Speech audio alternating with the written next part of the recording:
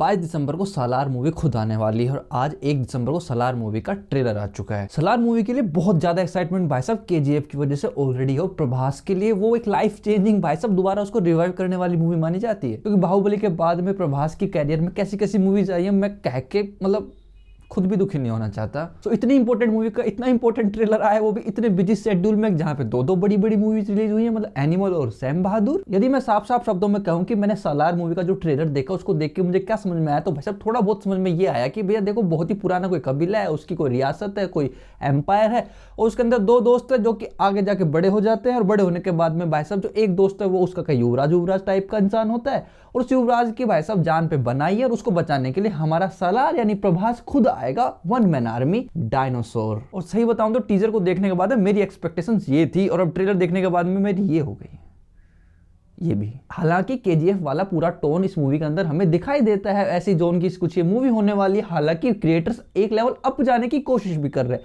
But feel नहीं आ रही मुझे। पूरे ट्रेलर के अंदर जो बंदे की मेन मूवी है प्रभास की, उसी के गिने चुने सीन है। पूरा ट्रेलर देख के भी मुझे अभी तक ये क्लियर नहीं हुआ है कि बस अब प्रभास की आवाज कोई और बंदा देने वाला हिंदी में, और खुद हिंदी की डबिंग की उन्होंने। और डोंट से मी की भाई साहब वो खुद ही हिंदी की वॉइस देने वाले हैं, क्योंकि मजा बिगड़ जाएगा। आप लोग ही कमेंट करके बता दो ट्रेलर देख चुके तो। बट ओवरऑल जो अभी तक लोगों का आइडियाज थे, लोगों की थ्योरीज थी, लोगों की प्रेडिक्शंस थी कि भाई साहब केजीएफ यूनिवर्स के अंदर ये मूवी कहीं स्टैंड करने वाली, तो अब मुझे कोई चांस नहीं लगता, क्योंकि ये बिल्कुल ही अलग कहानी हो गई। और अब सालार मूवी का इतना वेट करने के बाद में अब फाइनली इसका ट्रेलर देखने के बाद में मुझे ना इस मूवी के लिए डर लग रहा है। डर इसलिए लग रहा है कि क्योंकि इसको बनाने वाले हो केजीएफ के क्रिएटर्स है भाई। अब उन्होंने केजीएफ जैसी दो शानदार मूवीज दे दी ऑलरेडी, तो भाई साहब बेंचमार्क से वो ऐसी जगह पे सेटअप हो चुके हैं कि अब उसी को तोड़ना उसी के मेकर्स के लिए जान को आफत हो गई है। और सालार के ट्रेलर से मुझे नहीं लग रहा कि सालार इस बेंचमार्क को दोबारा तोड़ के नया सेट करेगी। ऊपर से दिसंबर के महीने के अंदर इतनी बड़ी बड़ी मूवीज ऑलरेडी आ रही है भाई, ये मूवी सर्वाइव कर पाएगी क्या? अब आपको भी लगता है कि सालार मूवी के ट्रेलर ने आके उल्टा सारे एक्साइटमेंट का रायता फैला दिया, तो फिर भैया आप भी अपने